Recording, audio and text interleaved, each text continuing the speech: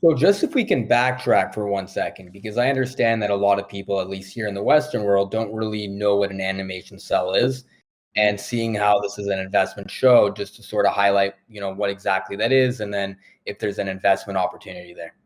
Sure. And maybe you guys want to pop up some of the images I sent over. But Yeah, definitely. basically, an animation cell is a piece of celluloid, like a clear acrylic type sheet that has painted on the underside of it in reverse an image that is one image of many that, when put in motion, forms an animated sequence or a cartoon. So it's the actual artwork that you see when you watch a cartoon. But anime artwork isn't just the animation cell that's painted with a type of cell vinyl onto that sheet. There's also the drawings that basically are a skeleton of the entire project, whether it's a TV series or a movie or an OVA, an original video animation. They're drawn out first. And even now, when a lot of animation is done completely digitally, those drawings that are underneath the cell, which in Japan are called dogas, are hand drawn.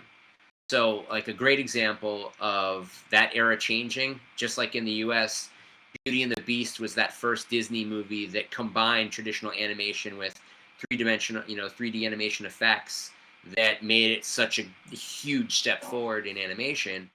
Um, they hadn't quite done that yet in Japan. They were so good at traditional animation that it was already at a higher level, probably, than even Disney.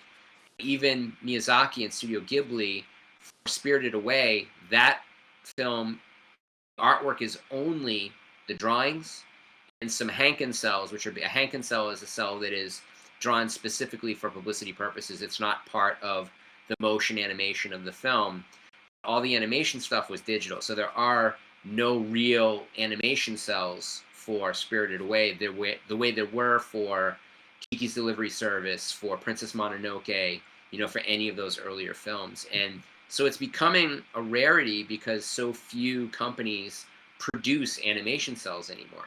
So when you get to be like my age, and certainly guys your age, you start thinking back to the nostalgia of your youth. And it's like, I have a good job now. Oh man, I always wanted to have this thing. I wonder if I can have that thing.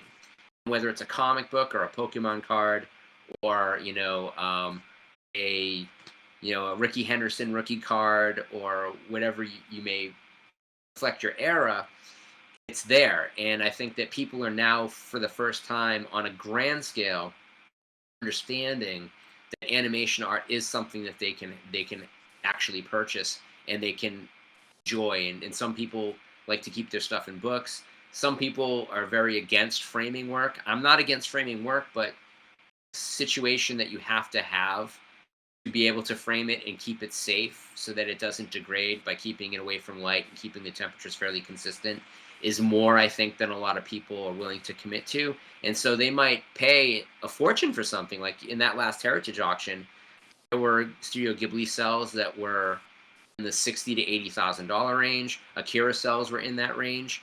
And it would be a sin to me if they take that cell that they paid $60,000 to $80,000 for, take it to a local framer who doesn't know how to frame animation work, then they hang it in like the doorway right in front of their door where the sun beats it every day because it's going to be ruined.